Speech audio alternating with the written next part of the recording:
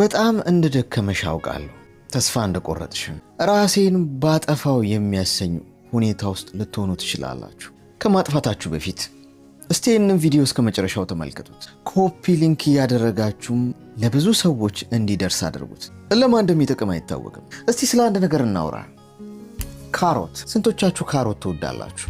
ካሮት በባህሪው በጣም ጠንካራ ነው። ስትበሉት እንኳን አፋችሁ ውስጥ ለማኘክ በጣም ያስቸግራል። ነገር ግን ይህንን ካሮት የፈላ ውሃ ውስጥ ብትጨምሩት እንደዚህ ጠንካራ እንደሆነ አይደለም፣ ይልፈሰፍሳል። ቀድሞ የነበረውን ጥንካሬ አጥቶ ተልፈስፍሶ በቀላሉ በእጅ ሊጨፈልቅ የሚችል ይሆናል። እንደ ካሮት ያሉ ሰዎች አሉ። ልክ የፈላ ውሃ ውስጥ ሲጨመሩ፣ የህይወት መከራ ፈተና ውስጥ ሲጨመሩ ይልፈሰፈሳሉ፣ ተስፋ ይቆርጣሉ። እንደ ካሮቱ ያሉ ሰዎች አሉ። ሌላኛው እንቁላል። እንቁላል ትወዳላችሁ? እንቁላል በባህሪው ውስጡ በጣም ሴንሲቲቭ ነው። በቀላሉ ልትሰብሩ ትችላላችሁ። ነገር ግን ይህንን እንቁላል የፈላ ውሃ ውስጥ ብትጨምሩት በጣም ጠንካራ ይሆናል። ለስበራው ብትሉ እንኳን ከላይ ቅርፊቱን ነው የምታነሱት እንጂ ውስጡ ጠንካራ ነገር ይሰራል። እንደ እንቁላሉ ያሉ ሰዎች አሉ። መጀመሪያ በጣም የዋህ ምስኪን ስርዓት ያላቸው ሰዎች የነበሩት ልክ የፈላ ውሃ ውስጥ ሲጨመሩ የህይወት መከራ ፈተና ውስጥ ሲገቡ ይቀየራሉ። ቀድሞ የነበረው የዋህነታቸው ምስኪንነታቸውና ልባምነታቸው ይቀየርና በጣም ጨካኝ፣ ለሰው ክብር የሌላቸው፣ ገራገርነታቸው ቀርቶ እጅግ በጣም መሰሪና አስመሳይ ሰዎች ይሆናሉ። እንደ እንቁላሉ ያሉ ሰዎች አሉ። ሌላኛው የቡና ዱቄት ነው። ቡና ትወጃለሽ?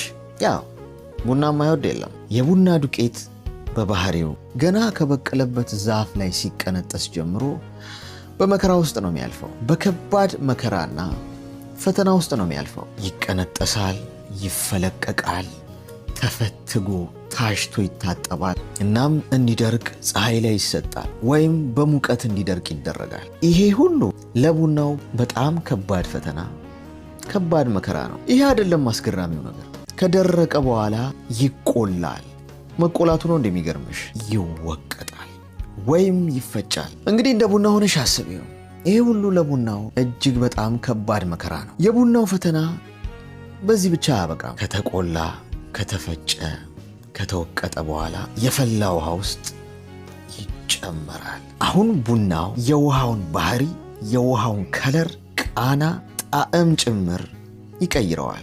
በጭራሽ በፈላ ውሃ ተሸንፎ ቡናው ከስሙ አይጠፋም። ቡናው ያንን ሁሉ መከራና ፈተና አሳልፎ መጥቶ እንኳን ከሁሉም በላይ የሆነ የፈላ ውሃ የሚንተከተክ የሚፋጅ ውሃ ውስጥ ሲጨመር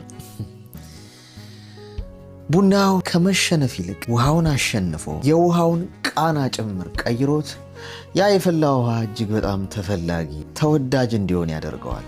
እንደ ቡናው ያሉ ሰዎች አሉ። በህይወት ፈተናና መከራ የሚፈላ ውሃ ውስጥ ሲጨመሩ ተሸንፈው ከመጥፋት ከመውደቅ ራሳቸውን ከመጥላትና ራሳቸውን ከማጥፋት ይልቅ መከራቸውን ይቀይሩታል። ፈተናቸውን በራሳቸው ባህሪ ለውጠው የደረሰባቸው ፈተናና መከራ ጣፋጭ እንዲሆን ያደርጉታል። እንደ ቡና ያሉ ሰዎች አሉ። አየሽ፣ አሁን ምርጫ ያለሽ እንደ ካሮቱ፣ እንደ እንቁላሉ፣ እንደ ቡና ዱቄቱም የመሆን። ከነዚህ ከሶስቱ የትኛውን ናችሁ? እስቲ ተስፋ የቆረጣችሁ ሰዎች አሁን ራሳችሁን ማጥፋትም መኖርም ትችላላችሁ። አሁን የሆነ ነገር አውቃችኋልና ካሰብኩበት ደርሳለሁ፣ ካመንኩኝ ይችላለሁ። የልቤን ድምፅ አሁን ሰማሁት፣ ፍርሃቴን ሁሉ ወደ ኋላ ጣልኩ።